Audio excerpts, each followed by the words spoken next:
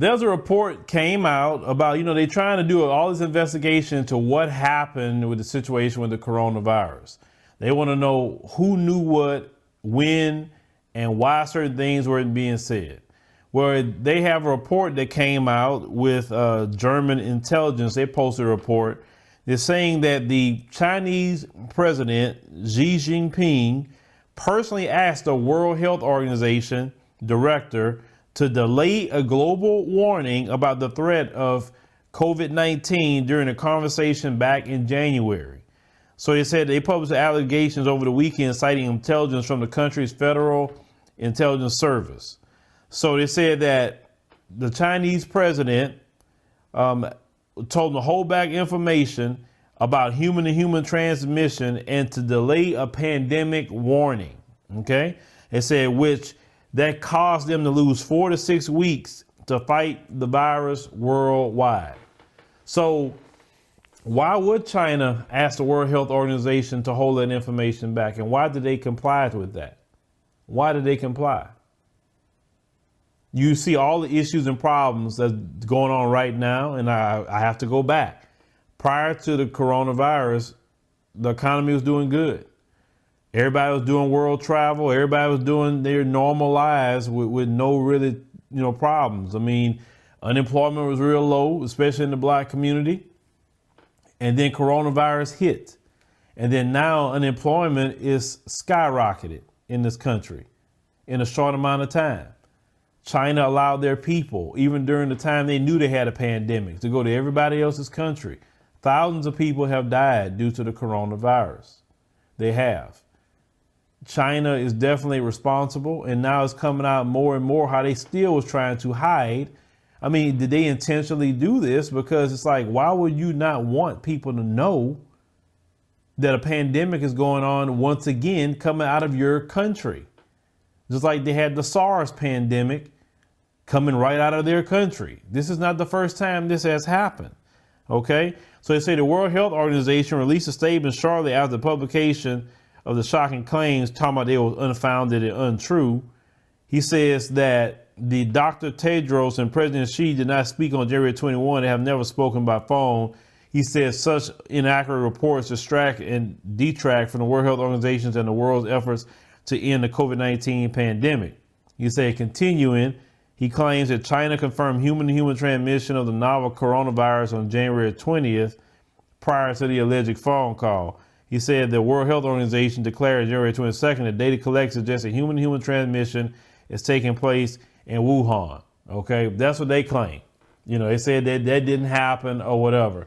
But the fact is, what did happen is that China did not lock down their country and stop their people from traveling everywhere else. Okay, that is a fact. That is a big fact.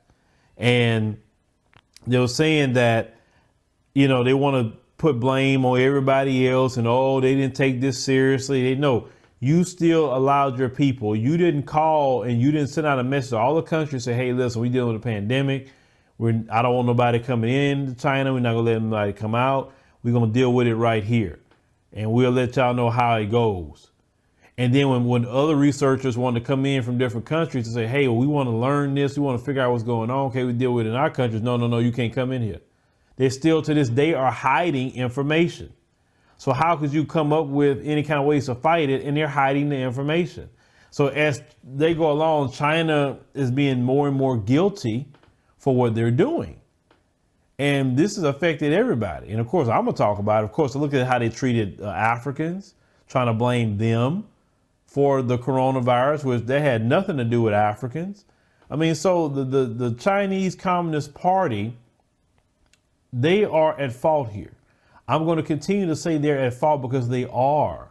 It's not made up. It is their fault completely the way they handled this.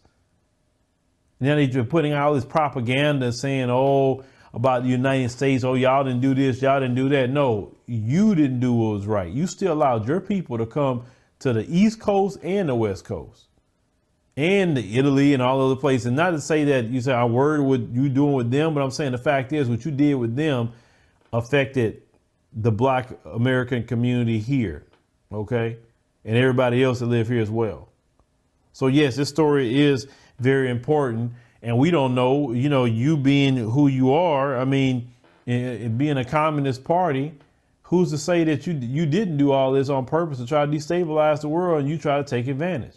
Because they said now you're trying to move militarily in the South China Sea, something you wasn't doing before. So you remember I talked to you guys about if they start any conflicts, gonna be around that or Taiwan. It looks like they're trying to make moves. But we just want to give you guys an update what's happening with the situation with China, because they do so many lying, secretive things. You remember how they tried to blame everybody? They said the U.S. military planted the coronavirus. Then they blamed Italy. Then they blamed the Africans. Now they blame they blaming everybody except themselves.